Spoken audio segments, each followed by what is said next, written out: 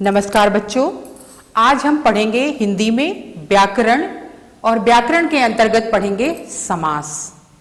समास का अर्थ है दो या दो से अधिक शब्दों को संक्षेप में करके एक नया शब्द बनाना। जैसे देखिए यहाँ पर है भोजन के लिए आलय, यानी यहाँ पे दो या दो से अधिक शब्द हैं और उन शब्दों को मिला करके एक नया शब्द बना है भोजनालय, यानी भोजन के लिए आलय। ये जो है वो समस्त पद है भोजनालय और ये समास का विग्रह है भोजन के लिए आलय। तो समझ में आ गया होगा, समास का मतलब है दो या दो से अधिक शब्दों को संक्षेप में करना और संक्षेप में करके एक नया शब्द बनाना, वो समास कहलाता है। समास के जो हैं वो 6 भेद हैं। चलिए देखते हैं। नंबर एक समास है अव्ययी भाव समास। अव्ययी भाव समास का अर्थ है जो अव्यय ना हो, यानी जिसका पूर्व पद जो है वो प्रधान हो। इसके 2 पद होते हैं, पहले वाला पद पूर्व पद होता है और जो दूसरा वाला होता है उसे हम बोलते हैं उत्तर पद।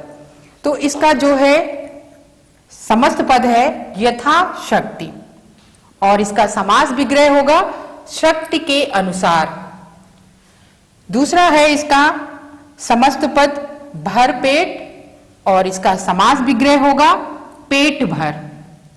तीसरा उदाहरण है आजीवन, ये इसका समस्त पद है और इसका जो विग्रह होगा वो होगा जीवन भर।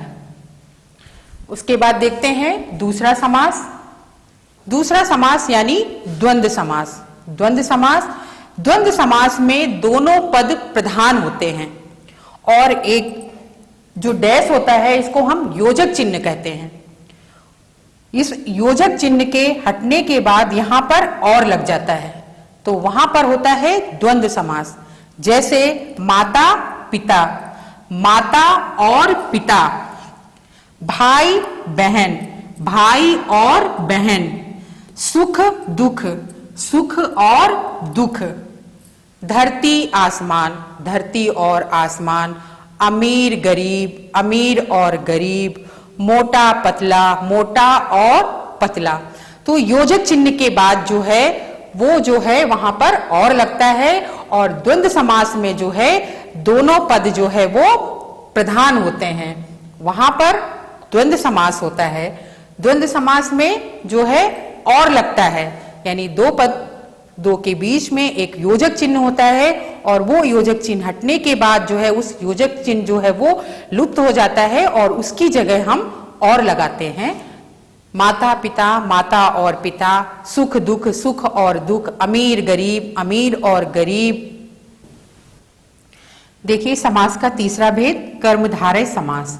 कर्मधारय समास में उत्तर पद जो है वो प्रधान होता है, अर्थात इसमें एक पद विशेषण और दूसरा पद विशेष से होता है। यानी जैसे महाराजा, महाराजा क्या है, राजा की विशेषता बताई जा रही है, तो राजा क्या है, विशेष है और उसका विशेषण है महान। तो महान है जो राजा, यानी उसका उत्तर पद प्रधान होता है और एक पहला विशेषण और दूसरा विशेष से होता है। दूसरा उदाहरण है नील कमल। नीला है जो कमल, यहां पर कमल की विशेषता बताई जा रही है कि कमल क्या है, नीला है, इसलिए यहां पर कर्मधारय समास है। तीसरा उदाहरण है कमल नयन। कमल के समान नयन, नयन जो है वो कैसे हैं, कमल के समान है, इसलिए यहां पर कर्मधारय समास है। चौथा समास है द्विगु समास। द्विगु समास में पहला पद जो है वो संख्यावाची होता है और जो उत्तर पद होता है वो समूह का बोध कराता है। जैसे 9 ग्रह, 9 ग्रहों का समूह। दूसरा है पंचवटी, 5 वटों, वट माने वृक्ष होते हैं, तो 5 वटों का समूह। अगला उदाहरण है त्रिफला, 3 फलों का समूह। तो यहां पर पहला पद जो पूर्व पद है वो संख्यावाची है और उत्तर जो पद है वो समूह का बोध करा रहा है, तो इसलिए यहां पर है द्विगु समास। नंबर 5 है बहुब्रीहि समास। तो बहुब्रीहि समास में ना तो पूर्व पद और ना ही उत्तर पद प्रधान होता है, बल्कि तीसरा पद प्रधान होता है। यानी तीसरा जो है वो अर्थ निकलता है, वहां पर होता है बहुब्रीहि समास। जैसे नीलकंठ, नीला है गला जिसका, किसका है नीला गला? शंकर भगवान का। तो ब्रैकेट में लिखेंगे शिव जी, और ये यहां पर हो गया तीसरा पद प्रधान हो गया, यानी तीसरा अर्थ निकल रहा है, तो इसलिए यहां पर है बहुब्रीहि समास। दूसरा उदाहरण है दशानन, 10 हैं आनंद जिसके, किसके थे दशानन? किसको कहा जाता है दशानन? रावण को। तो जिसके 10 सिर हैं जिसके, अर्थात रावण के, यानी तीसरा अर्थ निकल रहा है, तो इसलिए यहां पर जो है बहुब्रीहि समास है। चंद्रशेखर, चंद्र है जिसके शिखर पर, किसके शिखर पर चंद्र है? यानी शिव जी के। तो इसलिए यहां पर तीसरा अर्थ निकल रहा है, ब्रैकेट में हम लिखेंगे शिव जी, और समास होगा बहुब्रीहि समास। तो इस तरह समास के 6 भेद हैं। नंबर 1 अव्ययी भाव समास, नंबर 2 द्वंद्व समास, नंबर 3 कर्मधारय समास, नंबर 4 द्विगु समास, और नंबर 5 बहुब्रीहि समास। नंबर 6 तत्पुरुष समास। छठा समास तत्पुरुष समास। तत्पुरुष समास में पूर्व पद गौड़ और उत्तर पद प्रधान होता है। तत्पुरुष समास में जो इसके उदाहरण होंगे वो कारक से संबंधित होंगे। यानी पहला है कर्म तत्पुरुष, यानी कर्म तत्पुरुष में को विभक्ति का लोप हो जाता है। जैसे वन गमन, यानी वन गमन को हम विच्छेद करेंगे तो वन को गमन, यहां पर को विभक्ति का लोप हो रहा है, इसलिए इसका जो समस्त पद बनेगा वो होगा वन गमन। दूसरा उदाहरण है यश को प्राप्त, यहां को विभक्ति का लोप हो जाएगा और इसका जो समस्त पद बनेगा वो होगा यश प्राप्त। इसका दूसरा जो है कारक है करण तत्पुरुष, इसमें से के द्वारा विभक्ति का लोप हो जाएगा।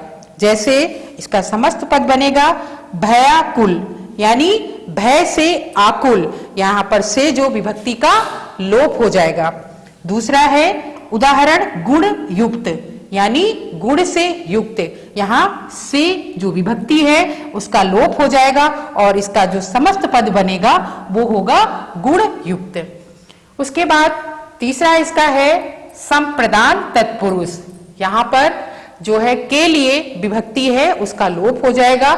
जैसे पुस्तकालय, ये समस्त पद है और इसको जब हम विच्छेद करेंगे तो होगा पुस्तक के लिए आलय, तो यहां पर के लिए जो है विभक्ति उसका लोप हो जाएगा और इसका समस्त पद बनेगा पुस्तकालय।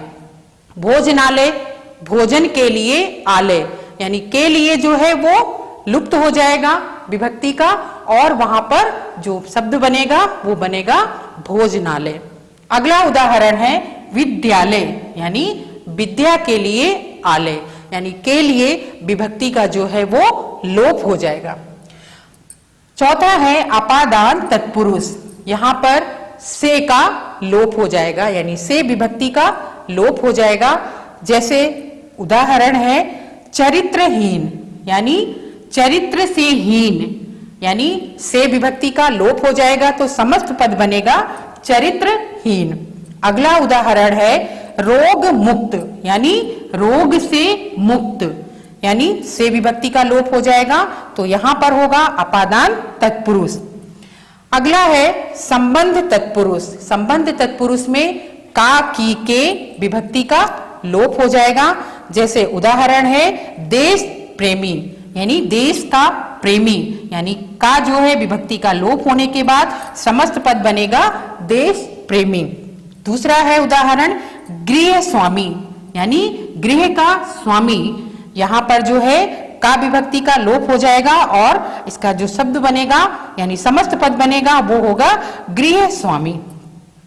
छठा है अधिकरण तत्पुरुष, इसमें जो है में और पर विभक्ति का लोप हो जाएगा, शब्द बनेगा लोकप्रिय, यानी लोक में प्रिय, यानी में जो है वो विभक्ति का लोप हो जाएगा और इसका जो शब्द बनेगा यानी समस्त पद बनेगा वो लोकप्रिय। दूसरा है घुड़सवार, घोड़े पर सवार। तो ये इसके जो हैं 6 कारक हैं और 6 कारक से जितने भी शब्द बनेंगे वो तत्पुरुष समास के अंतर्गत आएंगे।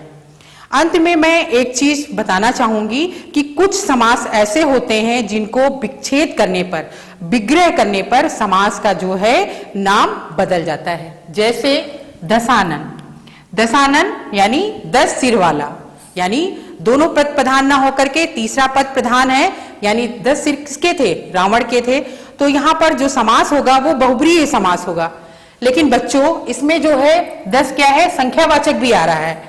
तो जहां पर 10 सिरों का समूह, यानी जब हम लिखेंगे इसको विच्छेद करेंगे 10 सिरों का समूह, तो वहां पर बच्चों होगा द्विगु समास। उसी तरह तिरंगा, तिरंगा क्या है? 3 रंगों का समूह, यानी 3 रंगों का पहला जो है वो संख्यावाचक है, तो यहां पर होगा आपका द्विगु समास। और जब हम इसको विच्छेद करेंगे 3 रंग है जिसमें, यानी भारतीय ध्वज, तो तब वहां पर होगा बहुब्रीहि समास। उसी तरह अगला उदाहरण है नीलकंठ, यानी गले की विशेषता बताई जा रही है कि गला क्या है? नीला है। तो यहां पर जो है कर्मधारय समास होगा। नीला है कंठ जो, यानी गले की विशेषता बताई जा रही है, जहां पर एक शब्द विशेषण और दूसरा शब्द विशेष होता है तो वहां पर कर्मधारय समास होता है।